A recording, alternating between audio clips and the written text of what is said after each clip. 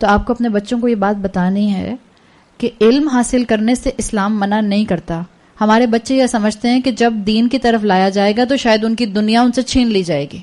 نہیں، اسلام نہیں یہ کہتا. اسلام کہتے ہیں اسی دنیا میں رہو، میری فرما برداری کے ساتھ رہو، اللہ کی فرما برداری کے ساتھ رہو، چیزوں کو ویسے ہی استعمال کرو جیسا کہ اللہ نے کہا ہے. انہوں نے بھی یہی کہا تھا، ما مکنی فیہ خیر، اللہ کی دی ہوئی طاقت ہی اصل میں خیر ہے. تو دنیا کے ریسورسز کو استعمال کرنا اور رائٹ ایٹیٹیوڈ کے ساتھ استعمال کرنا یہ اہم ہے. ورنہ کیا ریسورسز باغ والے کے پاس نہیں تھے؟ ریسورسز باغ والے کے پاس بھی تھے. اور کیسے ریسورسز تھے؟ آپ اور میں پڑھ آئے ہیں کہ کئی آیات کے اندر اس کے ریسورسز کو ڈسکرائب کیا گیا تھا. ریسورسز باغ والے کے پاس بھی تھے. مسئلہ کیا تھا؟ غلط ایٹیٹیوڈ کا مسئلہ تھا، غلط تکبر تھا جو اس کے دماغ میں بھرا ہوا تھا، وہ ایشو تھا. تو ذوالقرنین نے کہا کہ یہ کیا ہے؟ اتنا بڑا کام کرنے کے بعد ھذا رحمت من ربی، یہ نہیں کہا کہ یہ میری گریٹ اکمپلشمنٹ ہے، انشاءاللہ نیکسٹ ٹائم میں اس کی وجہ سے الیکشن جیت جاؤں گا. ھذا رحمت من ربی، یہ میرے رب کی رحمت ہے. ورنہ یوزلی آپ دیکھیں ہمارے ہاں جب لوگ اس طرح کے مانیومنٹس یا کنسٹرکشنز یا کوئی اس طرح کا جو ہے وہ ایریا بناتے ہیں تو اس کے بعد پھر وہ اپنی ہی طاقت کے اظہار کے لیے اپنی تعریف کے پل باندھتے رہتے ہیں. اور جس کو کہتے ہیں نا اپنی ہی حسن کا دیوانہ بنا پھرتا ہوں. آپ کو اپنے ارد گرد سارے طاقت کے اختیار رکھنے والے لوگ جو ہیں وہ اسی بیماری کا شکار نظر آتے ہیں. اسپیچ کم ہوتی ہے اور میں زیادہ ہوتا ہے. آئی می اینڈ مائی سیلف، بس یہ انہی 3 لوگوں کو جانتا ہوں میں، اور میں کسی کو نہیں جانتا. آئی می اینڈ مائی سیلف، یہ چیز آپ کو یہاں نظر نہیں آ رہی. انہوں نے کیا کہا؟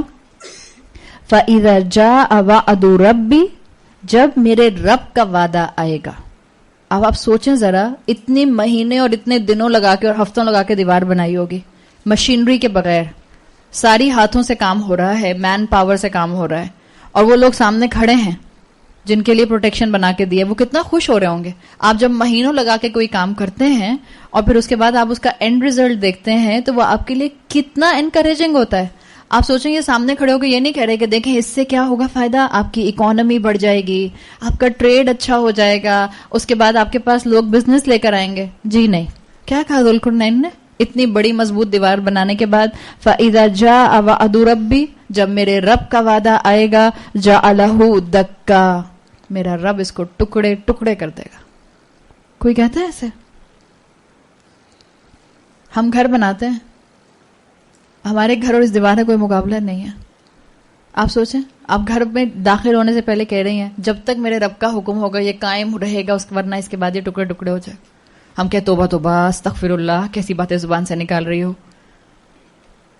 یہ انہوں نے کیا بدشگونی کی بات کی تھی؟ ہم فوراً کہتے ہیں بدشگونی کی بات منہ سے نکال دیں. شگون جو ہے وہ ہمارے الفاظ سے زیادہ ہمارے اعمال میں ہے.